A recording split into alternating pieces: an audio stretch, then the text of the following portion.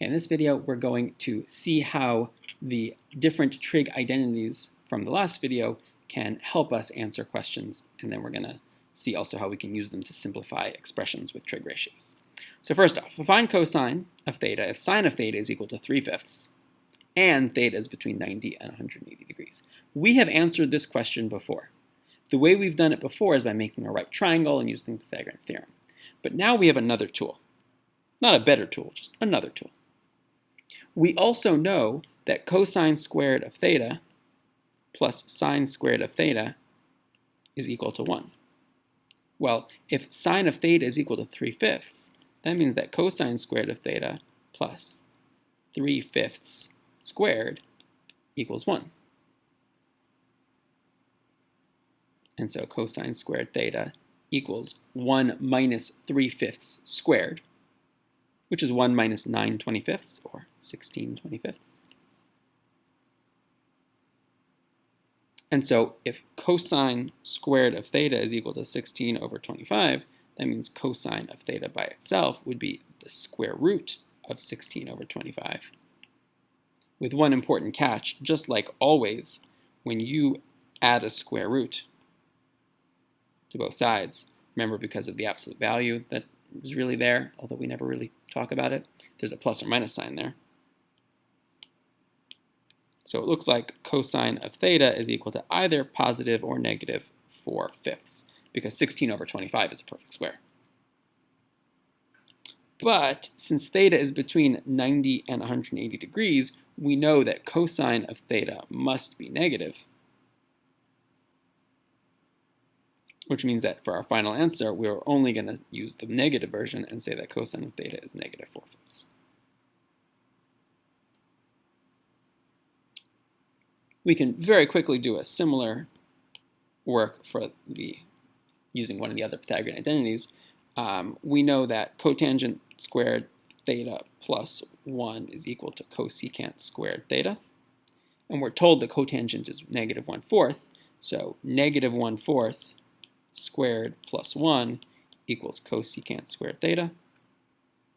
And so that's 1/16 plus 1, or 17/16 equals cosecant squared theta.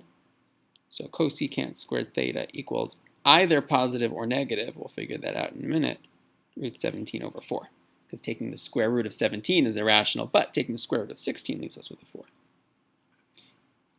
Since theta is in the fourth quadrant, that means that cosine is positive, but cosecant is negative. So we will ignore the positive version and say that the cosecant of theta has to be root 17/4. Okay. And now the other type of problem that we're going to deal with,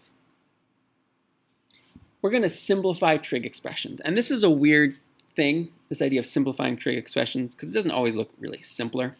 But what we mean when we say simplify is we want there to be no more fractions and as few terms, meaning addition or subtraction terms, as possible. We would always prefer to see one term as opposed to two.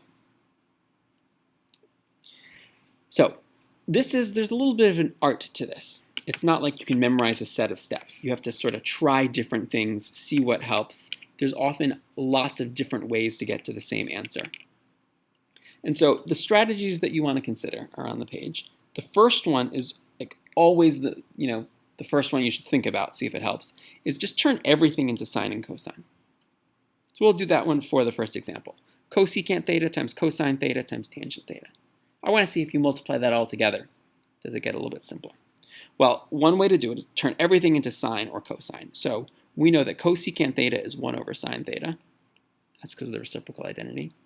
Cosine theta is already in terms of sine or cosine, so I'm going to leave it.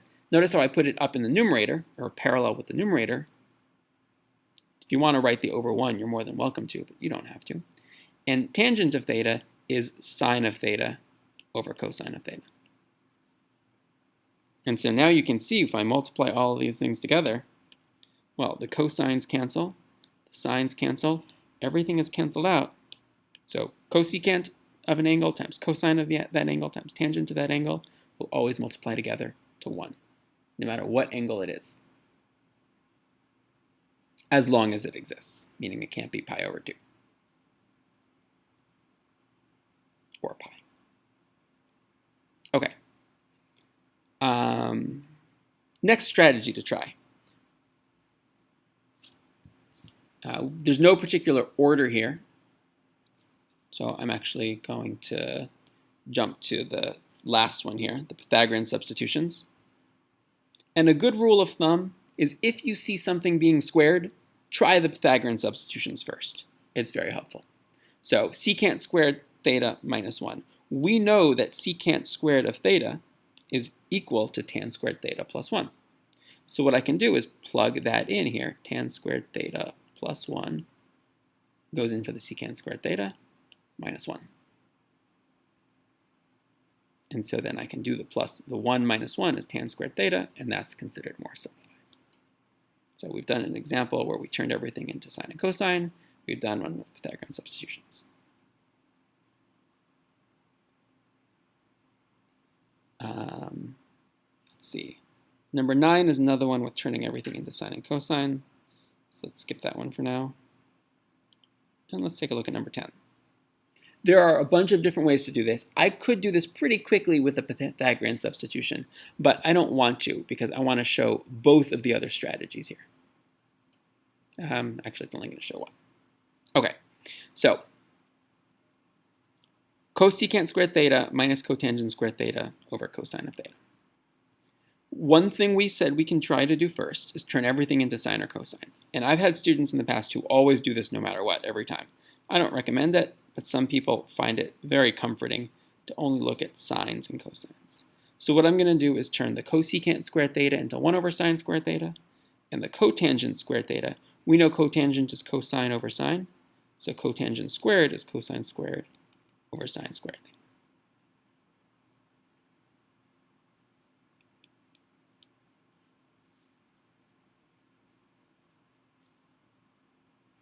And there are a couple of different ways to approach this, but I want to highlight factoring. It's not necessarily the way I would,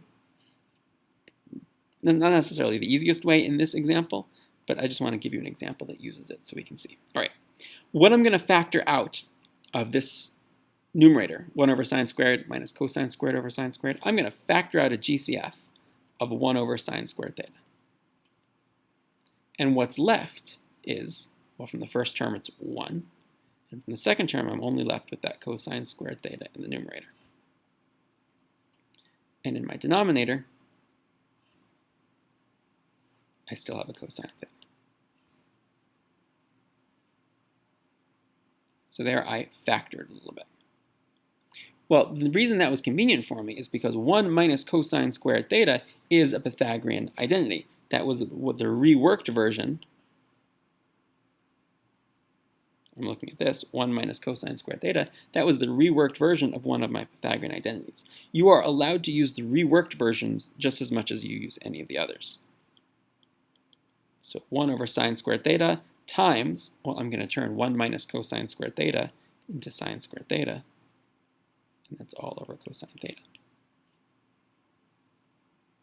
And now my numerators, 1 over sine squared theta times sine squared theta, well, they cancel out. And because it's not simplified if it's a fraction, I need to get rid of that denominator. Well, 1 over cosine theta is secant theta. So in my final simplified version, I'm fine with cosine, sine, secant, cotangent, tangent. Doesn't matter which ones there are, as long as there are no more fractions and I've used as few terms as possible.